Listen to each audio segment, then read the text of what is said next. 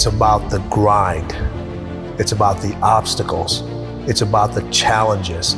It's about the pain. The reason I know so much about winning is because I've had to deal with so much losing. Everybody wants to win, but in order to know how to win, you gotta know how to lose, because you're gonna lose more than you're gonna win. But what do you gain from it?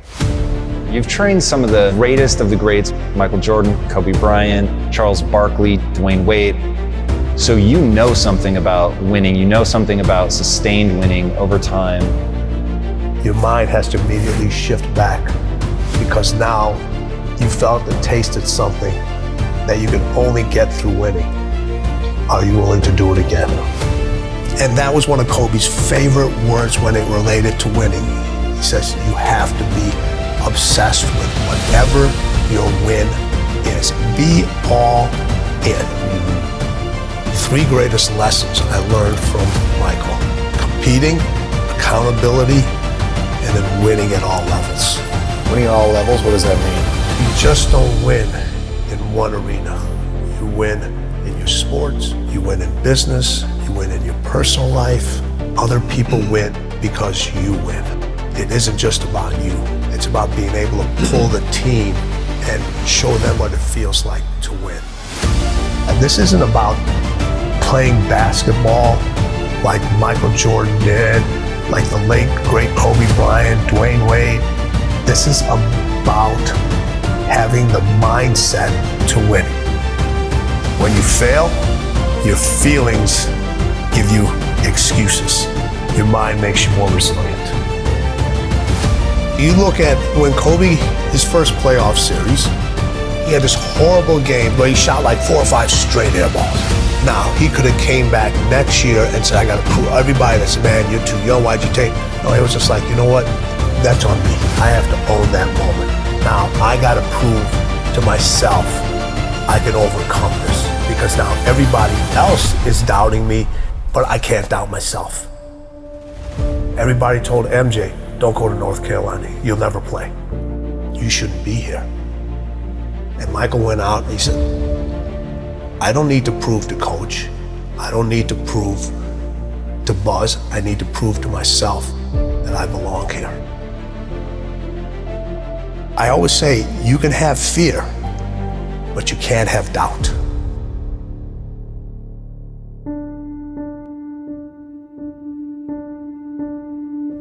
When I was working with my professional athletes, it required me to do a lot of traveling. And this story gets me every time. So when people say, it didn't hurt, it still hurts. I was packing for a trip. My daughter walks into the room. She says, Dad, why do you travel so much? I said, sweetheart, this is how I provide for the family. This is how I take care of you and Mom. This is how I put food on the table. She looks at me and says, Daddy, if I eat less, will you stay home more? Now people would think in a fairy tale, or most people would say, I unpacked my suitcase, I'm not gonna take this trip, honey, let's go grab some ice cream or let's go out. I kept packing. Why?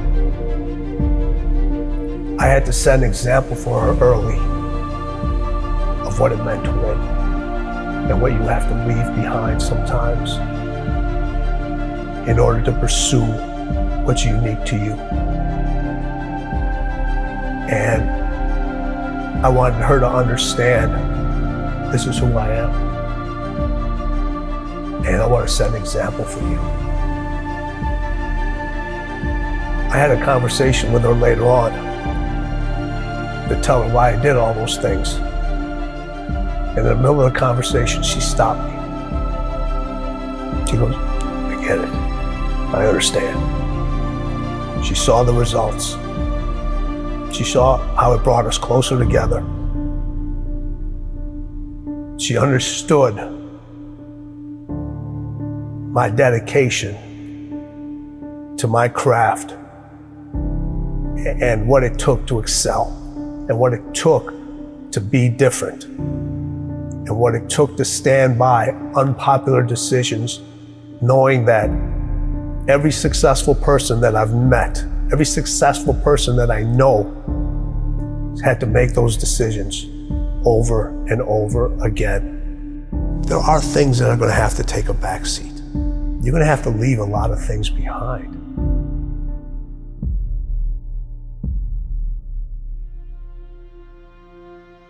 The hardest thing with Kobe was getting him to stop. Yeah, okay, take a break, rest, Yes, take the day off. that was the most challenging thing with him, because over all the years that he had his success, it was about go, go, go. And then when I came on, I was the complete opposite. I got to get you to stop.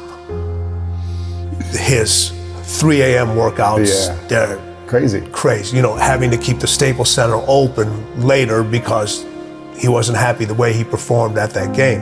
And I would not leave till he would leave. Really? Yeah, so we would be in the arena sometimes 2, 3 o'clock in the morning. Shut up. All the lights are turned off except on the court, and we just keep going, we just keep going. What is the mindset of winning? They both had that. So I look at it 3 ways. So you have individuals that compete. You know a lot of people that compete. Yeah. You know, we all know how to compete. Everybody knows how to compete. You don't forget how to compete. We just decide not to anymore. But a lot of people compete just to finish. Then there's individuals that win, but they only win one time. It's easy to win and then never win again. And then there's people that win at winning. You can't come back the same. Cannot come back the same. You have to come back different. You have to come back better. Winning wants you to be different. Winning requires you to do different things. Winning requires you to think in a different way. Winning speaks its own language. Winning has its own way of recognizing you. Winning wants you to write your own story. Stop looking for steps. Those steps are infinite. Find your own path to winning. Because as the late, great Kobe Bryant said, winning is everything.